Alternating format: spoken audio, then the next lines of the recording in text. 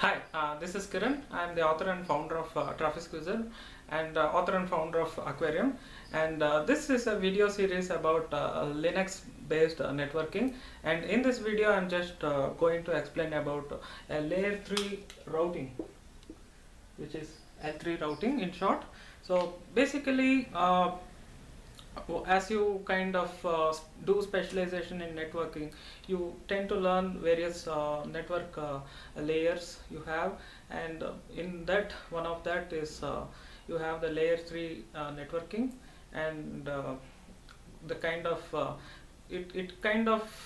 it's a kind of higher end software level hierarchy, which provides kind of an end-to-end networking kind of end-to-end networking service as such, which you cannot get all the time via a kind of layer 2 service. Layer 2 ends with hardware to hardware communication, whereas if it is kind of an internet, for example, kind of worldwide internet, then you need a kind of networking mechanism which can enable you to connect end to end. So that's where the layer 3 the network layer or layer 3 comes into the part. And when it comes to the routing of network layer, this video I'm just going to explain about some of the very core basics of L3 routing, the way that the routing happens as such in this thing. So if you have two systems, assume there are two PCs connected on a LAN, and although I put a picture like this, you can imagine you have a switch, you have an L2 switch, and you have two PCs connected to this switch, and assume this system is connected to a subnet which is 10.0.0.1/24. so this is in the subnet 10.0.0.0, and this is in the subnet the same 10.0.0, and its IP address is 10.0.0.2/24. so like that you have two systems. I'm putting in short 10.1/24, and this is 10.2/24. so as long as you tend to communicate within these two, see this in this video I'm not very much going to go in depth about IP addressing and stuff like that. It is just going to explain about the way the packet communication happens in a routed network. So in this case you have a setup like this. So in this case you can actually reach from this system to this system. You can ping between these two systems, and in the same LAN, assume you have another PC which is in another subnet 20.0.0.2/24. Now in a case like this, if you try to ping from this host or this host to this host and vice versa, from this host to this host and this host to this host, it will not ping. And this is the situation, you need a router so that you can route the packets accordingly.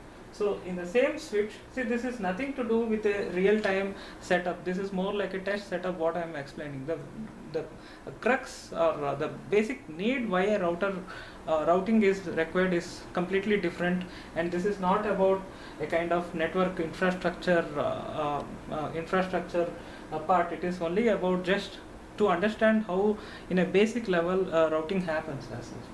So in the same switch, assume you connected a PC which is 20.0.0.2/24, and now in order to make them route with each other, you have connected a router, and it has two interfaces you have connected to a switch. To make it more simplified, I can kind of put another diagram which is somewhat like this. You have a router, and it has ports like ETH0 and ETH1, and to this ETH1 you have connected this system PC 20.0.0.2/24. I am taking out the switch completely from this context because this is more just to understand how the topology is about actually. So you have another PC and you have another PC in this 10 subnet, which is 10.0.0.2/24 and 10.0.0.1/24. So this is in 10 subnet.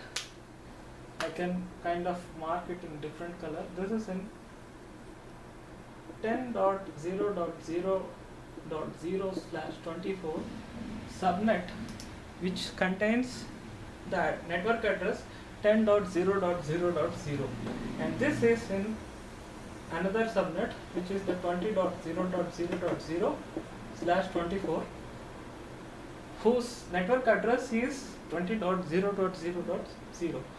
So router enables you to route the packets between these as such. So that's why we need a router to route kind of packets between two subnets. See, eventually it is kind of connecting two different IP subnets. IP subnets.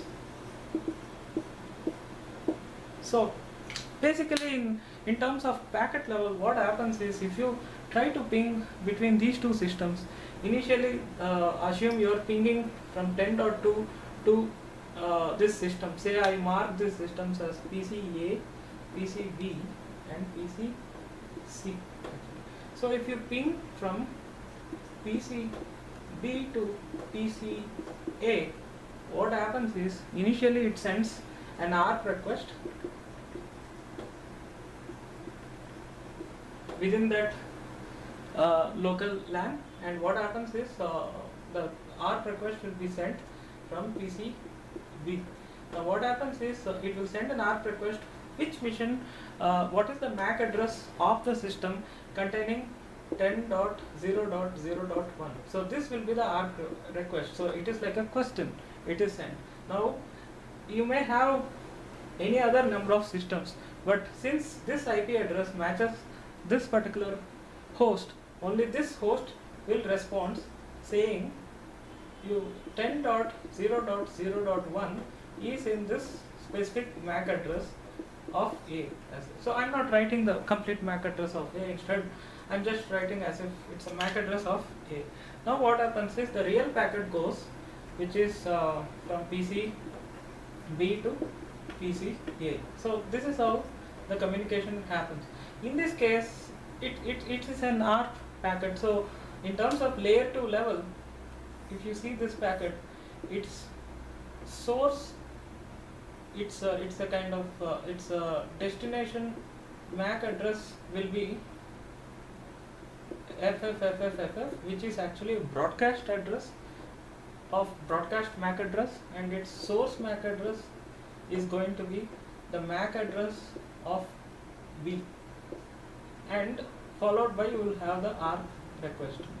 So this will be the packet makeup, and its response is going to be, since it is specifically sent from A to B, this time it will be a unicast and it will not be a broadcast. So it will have MAC address of A, MAC address of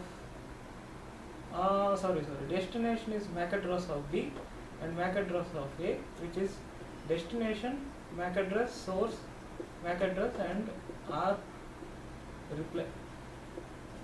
This is ARP question as such. Now after this MAC is after the MAC address is learnt, now directly the PCB can send a packet to PCA.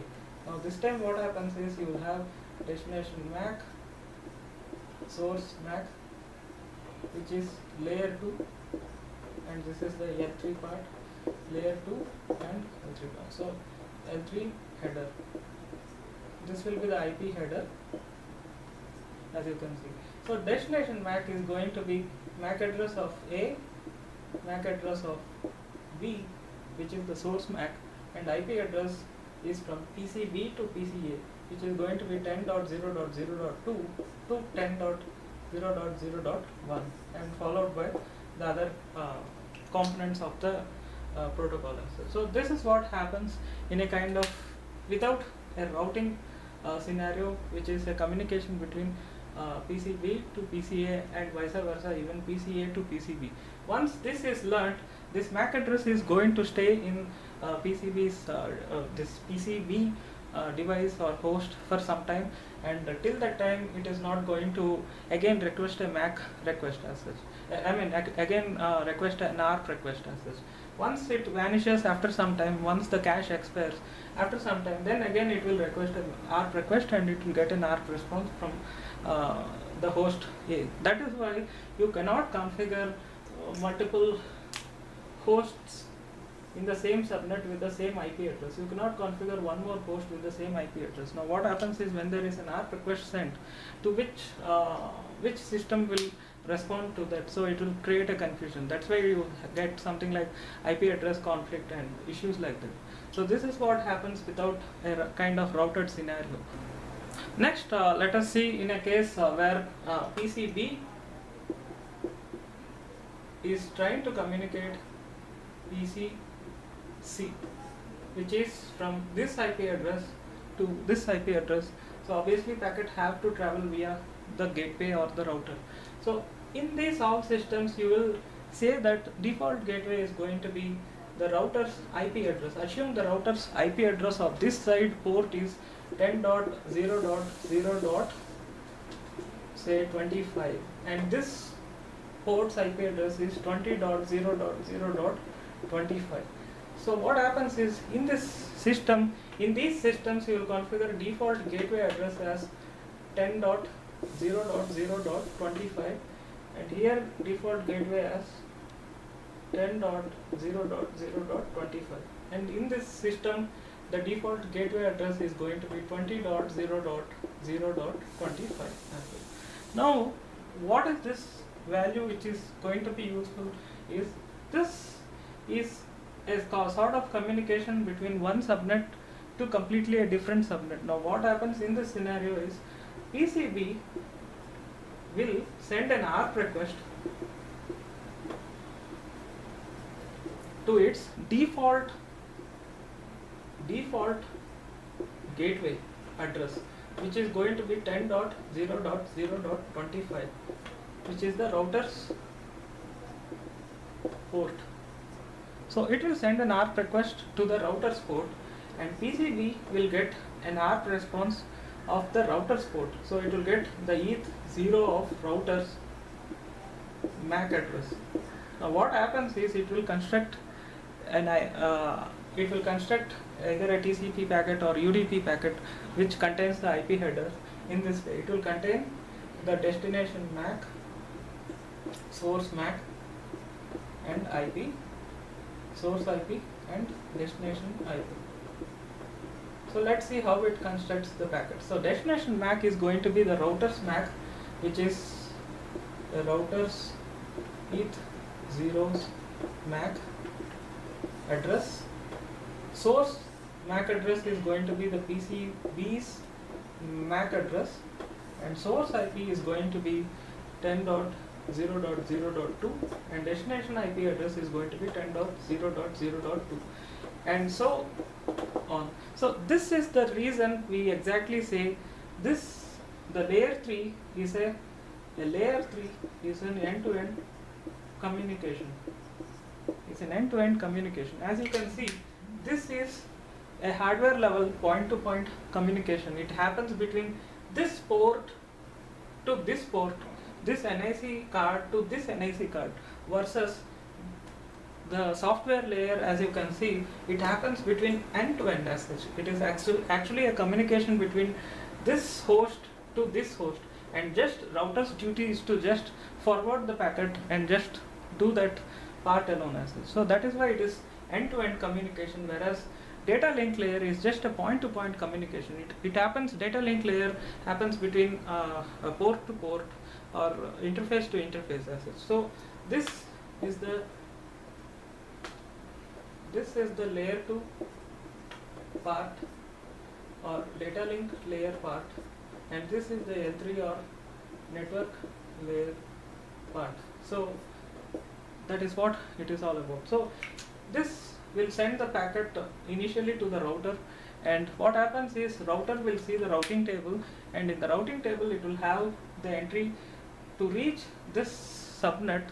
It has to forward the packet through the gateway through the port ETH1. As the routing table will look somewhat like this. To send, it will have multiple entries. It will have entry like 10.0.0.0/24 is ETH0, 20.0.0.0/24 is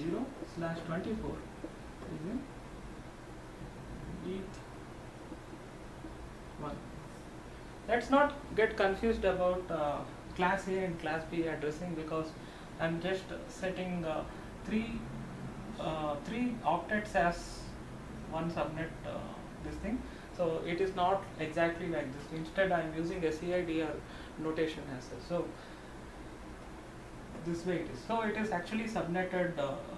It's actually subnetted overall here as such. So that's what it is. So it will have routing table entries. The router will have routing table entries like this, and based on this routing table entries, the router knows if this packet comes, which is supposed to be sent to this 20 subnet, and it will take the packet through this interface, and it will check the routing table entries.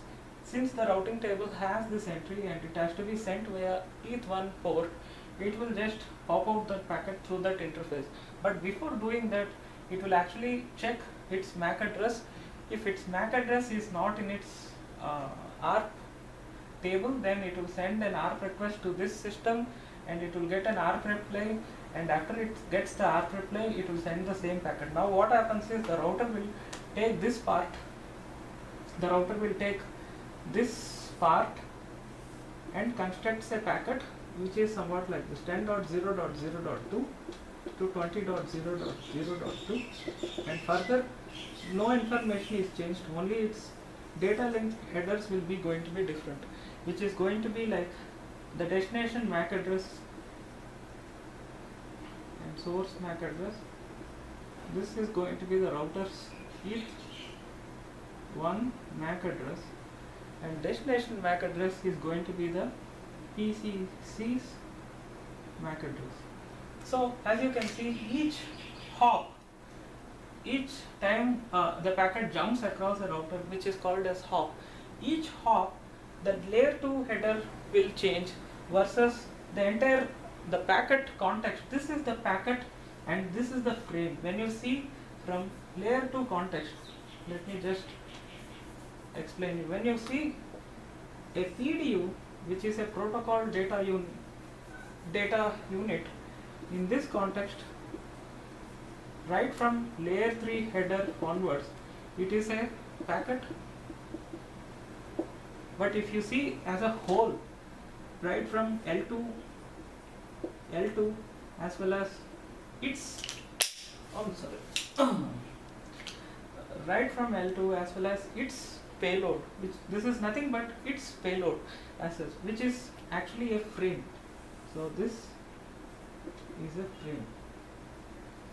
So each time the frame's data link layer part changes hop to hop, assume you have furthermore routers connected to this. You have one more interface ETH2, and you have got some more routers connected to them like this, somewhat like this. So what happens is each time the packet pops out among each router, it's called as hop, and the number of hops is going to be a sort of critical measure. So that is what happens. So in this case, the entire packet context is retained, and each hop it is going to change the data, the MAC address details like this. So this is how routing happens, and when the packet comes back again, the same process is repeated. Once the MAC details are learnt and the MAC addresses are stored in the ARP cache, MAC cache, then what happens is it will directly send the packets without the ARP requests. But other than that, generally the packet encapsulation changes dynamically based on each hop, based on the sort of source and destination paths it has been configured. So this is what happens in a generic layer 3 routing scenario. It takes some time to understand for beginners and as well as students, and if you are doing CCNA courses and something like that, you have to be very much practically well versed with what happens in the real world scenario in a routed networking, in a routed systems as such. What is my suggestion is you can install packet capturing tools like Wireshark, and you can learn what happens in with packets in each layer and each in each point. So in a test scenario like this, you can configure a sort of system. You can tap this point, the router's port, and with a laptop or something which is installed with Wireshark, and you can tap this point with a laptop installed with Wireshark, and you can see what really happens in packet exchanges. Sometimes you don't have elaborate system, sometimes you can even tap a Wireshark packet capture at the source as well as in this destination systems, and you can see what happens in that packet flow, and how it initially communicates with router, and what happens eventually end-to-end scenario like this. So that is what I can suggest to the students. Even myself, I learned with E3L tool. As you know, it is the prior to Wireshark, it is the only GUI based packet capturing tool in Linux. Sometimes you can use TCP dump, but still I don't recommend TCP dump to the beginners, because TCP dump is a kind of CLI level tool, and you need an extensive GUI based tool so that you can well understand what happens, what is the raw data versus what happens at each layer, and you can dig down and you can see even up to the application layer what happens, and that really gives you a basis. And I highly recommend whoever is a network admin, or a kind of, whoever is a student who is doing a network administration courses, and whoever is doing or thinking to do CCNA courses and to start learning networking technology, to learn the packet flow with packet capturing tools like Wireshark, and get to know the overall context about it. So thank you for watching this video, and please do subscribe this channel, and so that you can get automated updates from Google YouTube channel. And thanks for watching this video. Thank you.